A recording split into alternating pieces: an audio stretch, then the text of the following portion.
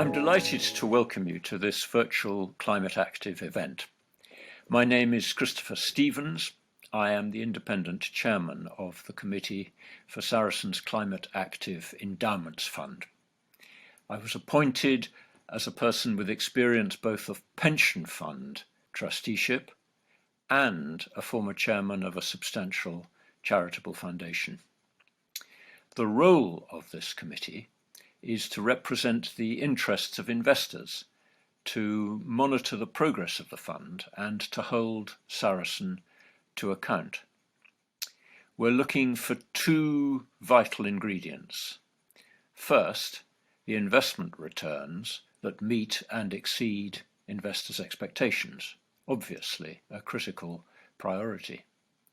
But second, and equally important, we look for evidence that Sarasin is fulfilling its commitments to investors in pursuing the climate change agenda.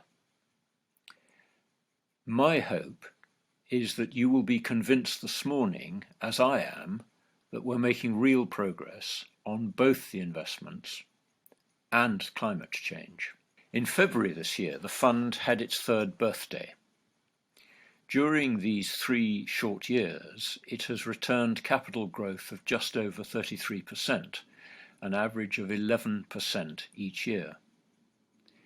This, we are pleased to say, is ahead of the benchmark, it's ahead of its peer group, and it's ahead of the long-term growth target of inflation plus 4%.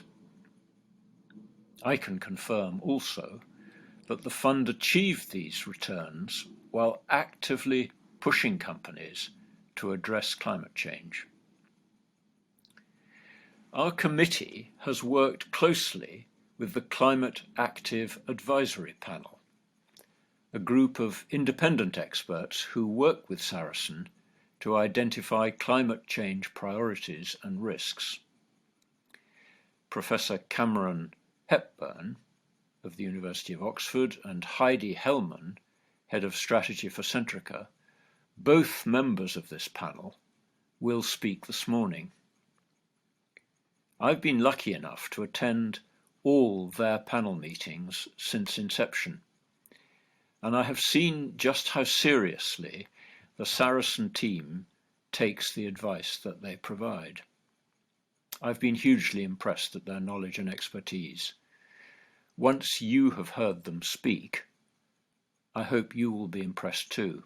We've also benefited from the active and constructive engagement of Natasha Landell-Mills, who heads Sarasin's sustainability agenda.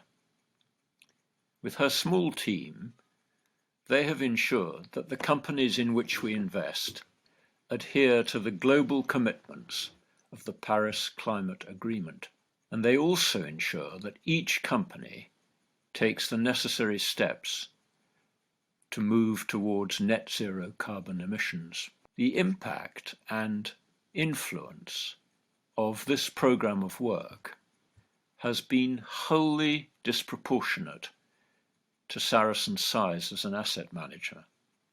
In other words, Sarasin is punching way above its weight in nudging the corporate world to wake up to the gravity and the urgency of the climate crisis.